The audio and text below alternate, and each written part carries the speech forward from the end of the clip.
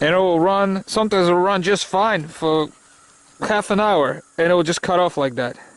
I've never seen, I've been working on cars for 25 years now, and I've never seen anything like this before. I don't know what the deal is. It's just like a random, the engine will die, and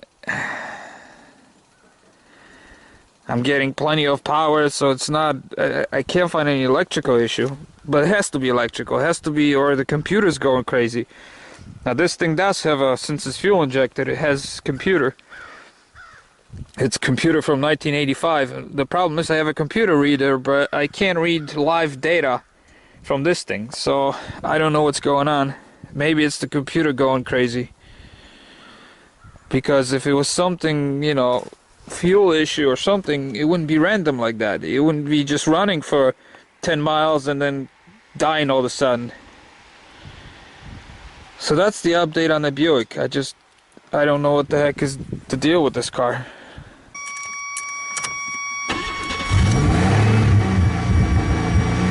Okay, there it is, see?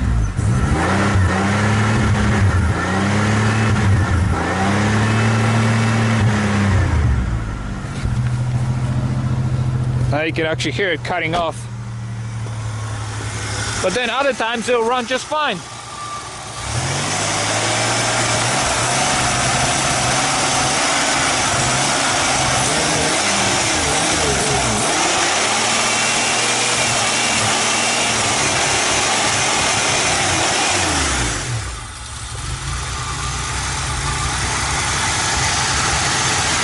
I wish I knew what it was, because it's been just so cold to work on it. Today is finally first warm day, but I got other things to do.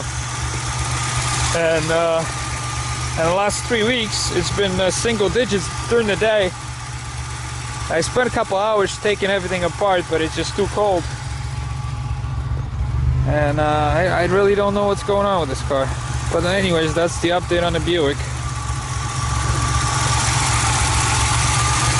When it's finally warmer, I will spend some time working on this thing. I just can't do it today. And of course today is the only warm day, and tomorrow is supposed to be 6 degrees during the day and minus 14 at night, so so now that my Buick is busted, I'm driving a van every day to work, and the van now has I don't know how many miles, boy, 65,000. I bought it with 57. No, it's got almost 70,000, I think. And it runs good. No problem with the van whatsoever. Just like no problem with the Mazda. You know, the coldest night we had, it was barely cranking. I actually had to engage the second battery, the AGM battery, and then it cranked really fast and it started up, but that was only one time. Other than that, it's been great. Not a single issue, and obviously no issue whatsoever with Mazda. Of course, this got 53,000 miles on it, and we don't drive it in the winter. I got it parked here in case my wife has to go somewhere, but we drive either the Buick, you know, now that it's broken, we drive the van everywhere. And the car is only here for pretty much emergency, because we never driven the Mazda in the winter time. And but you know, we have to have in case my wife has to go somewhere. You know, I have to run to the hospital or something. You know, or when it's dry, usually I tell her, you know, once the roads are dry, you know, you can drive it, but this thing, I don't want this thing to be an assault. So we basically avoid taking the Mazda, but no issues on the Mazda. It's got 53,000 miles, just shy of 53.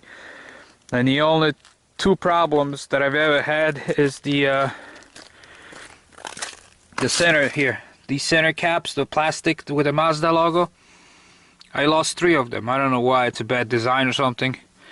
And then the second issue is the antenna. My wife broke the antenna when she was removing snow, I think, or ice from the car one day. And just to remove the ice, she was pushing with a broom and snapped the antenna off. And those the only two issues we ever had with this car, but it's again, it's a Japanese car, so of course you're not gonna have problems, especially with 53,000 miles on it. But anyway, so that's the update on the vehicles. I'm driving a van every day to work, and then the Mazda's here for emergency, basically. So that's it. Yep, that's my cycling. 3 weeks now. I've been sitting here on this stupid bike on the stationary trainer because it's been so cold. But in about an hour, I'm going for a bike ride. It's 40 degrees. Hell yeah. Gonna climb some freaking hills for a change. I gotta start the bike. The bike's been sitting here for about 4-5 months now without starting, so I doubt it's gonna fire up. Might have to clean the carbs because I didn't put fuel treatment in there, but I did burn off all the fuel that was in there. So let's see.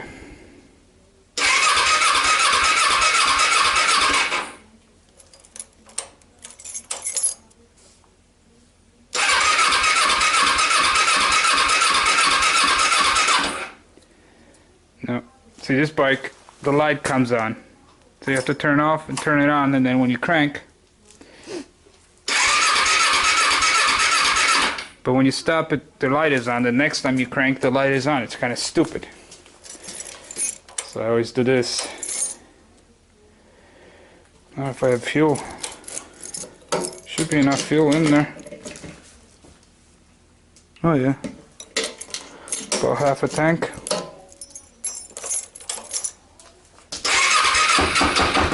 Ah, it's alive!